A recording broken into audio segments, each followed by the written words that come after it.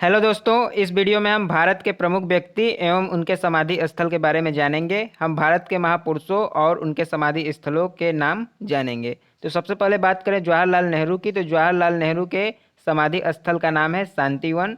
तो आपको पता होगा कि जवाहरलाल नेहरू भारत के पहले प्रधानमंत्री थे और इनका जन्मदिन 14 नवंबर को है और 14 नवंबर को ही बाल दिवस मनाया जाता है। और आपको यह भी याद रखना है कि जवाहरलाल नेहरू ने एक नारा दिया था, आराम हराम है। तो यह भी एग्जाम में पूछा जाता है। इसके अलावा जवाहरलाल नेहरू के बारे में एक बात याद रखना है कि जवाहरलाल नेहरू भारत में सबसे लंबे समय तक प्रधानमंत्री के पद पर रहे थे। 1947 से 1964 तक 17 साल जवाहरलाल नेहरू ही भारत के प्रधानमंत्री थे, सबसे लंबे समय तक प्रधानमंत्री रहे थे।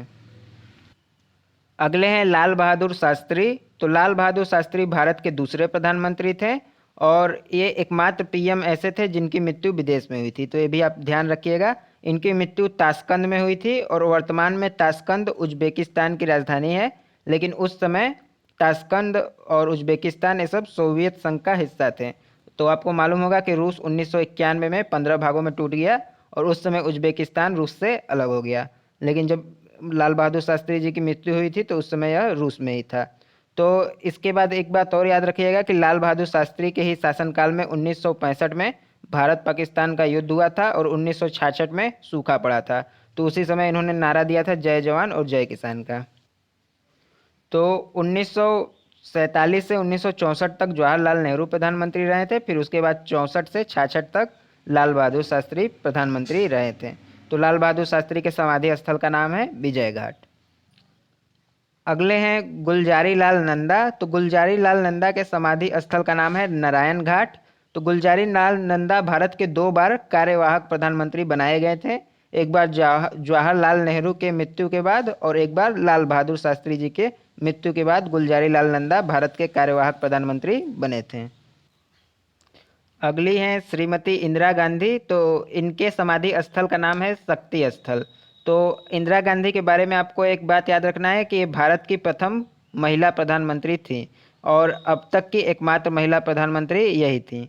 तो 1966 से 1977 तक लगातार 3 बार इंदिरा गांधी जी ही प्रधानमंत्री बनी थी और फिर 1980 से 1984 तक चौथी बार। तो ये 4 बार प्रधानमंत्री बनी, जिसमें से 3 बार लगातार थी, फिर थोड़ा सा गैप हुआ, फिर उसके बाद चौथी बार। और 1984 में इनकी हत्या कर दी गई थी। फिर उसके बाद राजीव गांधी जी को प्रधानमंत्री बनाया गया था। अगले हैं मोरारजी देसाई। तो इनके समाधि स्थल का नाम है अभय घाट। तो इनके बारे में याद रखना है कि ये भारत के पहले ऐसे प्रधानमंत्री थे जो राष्ट्रीय कांग्रेस, भारतीय राष्ट्रीय कांग्रेस के न होकर किसी अन्य दल से थे। और ये एकमात्र ऐसे व्यक्ति हैं जिन्हें भारत रत्न भी मिला है और निशान ए पाकिस्तान भी। तो भारत का सर्वोच्च सम्मान भारत रत्न भी इन्हें सम्मानित किया गया था और पाकिस्तान के सर्वोच्च सम्मान निशान ए पाकिस्तान से भी इन्हें सम्मानित किया गया था। और मोरारजी देसाई की पार्टी पार्टी थी जनता पार्टी और यह पहले ऐसे प्रधानमंत्री थे जो कांग्रेस से न होकर किसी अन्य दल से थे। तो मोरारजी देसाई जी भारत के चौथे प्रधानमंत्री थे। फिर अगले हैं चौधरी चरण सिंह। तो यह भारत के 5वें प्रधानमंत्री थे और इनके समाधि स्थल का नाम है किसान घाट। तो आपको पता होगा कि चौधरी चरण सिंह के ही बेटे थे चौधरी अजीत सिंह, जिनकी अभी हाल ही में मृत्यु हुई है। और उनकी पार्टी का नाम था राष्ट्रीय लोकदल, आरएलडी, जिसे रालोद भी कहते हैं। अगले हैं राजीव गांधी। तो राजीव गांधी भारत के सबसे युवा प्रधानमंत्री बने थे। 40 साल की उम्र में यह प्रधानमंत्री बने थे और भारत के सबसे युवा प्रधानमंत्री थे। और 1991 में इनकी हत्या कर दी गई थी, ये भी ध्यान रखिएगा। और राजीव गांधी जी के नाम से ही भारत का सर्वोच्च खेल सम्मान जो होता है राजीव गांधी खेल रत्न, यह भी दिया जाता है। तो आपको याद रखना है कि भारत का सर्वोच्च खेल सम्मान है राजीव गांधी खेल रत्न। और उसके अलावा राजीव गांधी इंटरनेशनल एयरपोर्ट, यह भी एग्जाम में पूछा जाता है, तो इसको याद रखिएगा कि राजीव गांधी इंटरनेशनल एयरपोर्ट हैदराबाद में है। आगे बात करें तो अगले हैं महात्मा गांधी जी। तो महात्मा गांधी जी के समाधि स्थल का नाम है राजघाट। तो महात्मा गांधी जी को बापू और राष्ट्रपिता इत्यादि नामों से भी संबोधित किया जाता है। और महात्मा गांधी जी का जन्म आपको पता होगा कि 2 अक्टूबर 1869 को हुआ था, पोरबंदर, गुजरात में। तो एक बात और याद रखिएगा कि गांधी जी के राजनीतिक गुरु भी एग्जाम में पूछा जाता है। तो गांधी जी के राजनीतिक गुरु थे गोपाल कृष्ण गोखले और 30 जनवरी 1948 को गांधी जी की हत्या कर दी गई थी नाथूराम गोडसे के द्वारा। तो 30 जनवरी को ही शहीद दिवस मनाया जाता है। और इसके अलावा एक बात और याद रखिएगा कि 9 जनवरी 1915 को गांधी जी दक्षिण अफ्रीका से भारत आए थे, इसीलिए उसी दिन प्रवासी भारतीय दिवस या एनआरआई डे मनाया जाता है। तो 30 जनवरी को महात्मा गांधी जी की हत्या हुई थी, तो उस दिन शहीद दिवस, और 9 जनवरी को महात्मा गांधी जी साउथ अफ्रीका से इंडिया आए थे, तो उस दिन प्रवासी भारतीय दिवस या एनआरआई डे मनाया जाता है। महात्मा गांधी जी ने बहुत सारे आंदोलनों का नेतृत्व किया था, और उनके उनमें से कुछ प्रमुख आंदोलनों की बात करें तो वो है खेड़ा सत्याग्रह, चंपारण सत्याग्रह, और फिर असहयोग आंदोलन 1920 में हुआ था, और 1930 में सविनय अवज्ञा आंदोलन हुआ था जिसे दांडी मार्च भी कहते हैं, और 1942 में भारत छोड़ो आंदोलन हुआ था। आगे बात करें तो अगले हैं डॉक्टर राजेंद्र प्रसाद जी।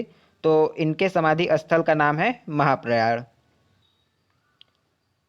तो डॉक्टर राजेंद्र प्रसाद जी भारत के प्रथम राष्ट्रपति थे, और यह लगातार 2 बार राष्ट्रपति बने थे।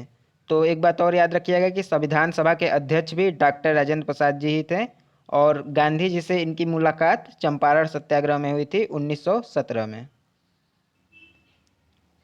अगले हैं डॉक्टर भीमराव अंबेडकर जी। तो इनका समाधि स्थल है चैत्रा भूमि। तो आपको पता होगा कि डॉक्टर भीमराव अंबेडकर भारत के संविधान के प्रमुख निर्माणकर्ता थे। तो भारत के संविधान को जिन लोगों ने बनाया था उनमें सबसे प्रमुख नाम डॉक्टर भीमराव अंबेडकर जी का ही आता है। इन्होंने अपने जीवन में बहुत संघर्ष किया था, जाति पाति, छुआछूत और ऊंच नीच इन सब सामाजिक बुराइयों को दूर करने के लिए इन्होंने पूरा जीवन अपना उसी के नाम कर दिया था। और हर साल 14 अप्रैल को इनकी जयंती मनाई जाती है, अम्बेडकर जयंती। तो यह भी ध्यान रखिएगा कि 14 अप्रैल को अम्बेडकर जयंती मनाई जाती है। अगले हैं अटल बिहारी वाजपेयी। तो अटल बिहारी वाजपेयी जी के समाधि स्थल का नाम है राष्ट्रीय स्मृति स्थल, और इसे सदैव अटल भी कहा जाता है।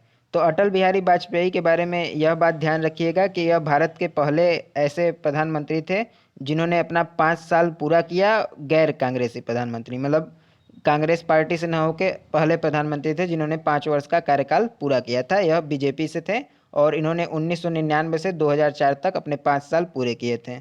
और फिर उसके बाद दूसरे प्रधानमंत्री श्री नरेंद्र मोदी जी बने हैं, जिन्होंने गैर कांग्रेसी होकर अपने 5 साल के कार्यकाल को पूरा किया। तो ये भारत के 3 बार प्रधानमंत्री बने थे अटल बिहारी वाजपेयी जी। एक बार 1996 में बने थे कुछ दिनों के लिए, फिर 1998 में कुछ दिनों के लिए, फिर 1999 से 2004 तक अपना 5 साल का कार्यकाल पूरा किया था। अगले हैं जगजीवन राम। तो जगजीवन राम जी भारत के प्रथम दलित उप प्रधानमंत्री थे। तो यह भी ध्यान रखिएगा कि पहले दलित उप प्रधानमंत्री जगजीवन राम जी ही थे, और इन्हें बाबूजी भी कहा जाता है। तो इनके समाधि स्थल का नाम है समता स्थल। अगले हैं के आर नारायण। तो के आर नारायण भारत के पहले दलित राष्ट्रपति थे, और इनके समाधि स्थल का नाम है उदय भूमि। अगले हैं शंकर दयाल शर्मा जी। तो यह भारत के 9वें राष्ट्रपति हैं, और इनके समाधि स्थल का नाम है कर्मभूमि। तो यह मध्य प्रदेश के मुख्यमंत्री भी रहे थे 1952 से 1956 तक, और एक बार कांग्रेस के अध्यक्ष भी रहे थे 1972 से 1974 तक। अगले हैं ज्ञानी जैल सिंह जी। तो यह भारत के पहले सिख राष्ट्रपति थे। तो याद रखिएगा कि भारत के एकमात्र राष्ट्रपति और पहले सिख राष्ट्रपति ज्ञानी जैल सिंह ही थे। पहले और एकमात्र सिख राष्ट्रपति भारत के ज्ञानी जैल सिंह थे। तो यह भारत के 7वें राष्ट्रपति थे, और उनका कार्यकाल था 1982 से 1987 तक, और इन्हीं के कार्यकाल में ही इंदिरा गांधी जी की हत्या हुई थी। तो इस वीडियो में इतना ही। उम्मीद करता हूँ कि आपको यह वीडियो अच्छा लगा होगा। ऐसे इन्फॉर्मेटिव वीडियोज़ के लिए चैनल को सब्सक्राइब करें और अपने दोस्तों के साथ शेयर भी करें।